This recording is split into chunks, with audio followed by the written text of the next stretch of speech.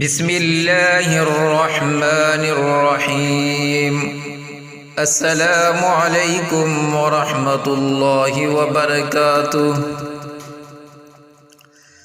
ام المؤمنین سیدہ عائشہ صدیقہ رضی اللہ عنہا سے روایت ہے کہ حضور نبی کریم صلی اللہ علیہ وسلم رمضان کے آخری عشرے میں عبادت وغیرہ میں مجاہدہ کرتے اور وہ مشقت اٹھاتے جو دوسرے دنوں میں نہیں کرتے تھے۔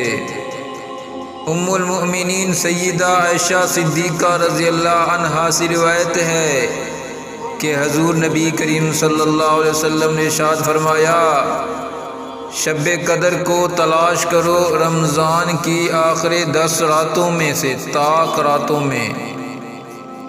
جس طرح رمضان المبارک کو دوسرے مہینوں کے مقابلے میں فضیلت حاصل ہے، اس طرح اس کا آخری عشرہ پہلے دونوں عشروں سے بہتر ہے، اور لیلۃ القدر اکثر اسی عشرے میں ہوتی ہے۔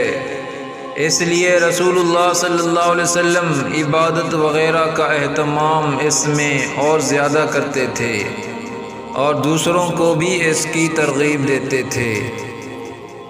حضرت ابو ہریرہ رضی اللہ عنہ سے مروی ہے کہ حضور نبی کریم صلی اللہ علیہ وسلم نے ارشاد فرمایا، نماز پڑھو نجات پا جاؤ گے، اور زکوٰۃ ادا کرو فلاح پا جاؤ گے، اور روزے رکھو صحت و تندرستی پاؤ گے، اور سفر کرو غنی ہو جاؤ گے۔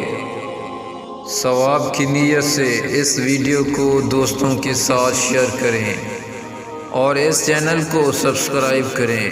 جزاکم اللہ خیرا۔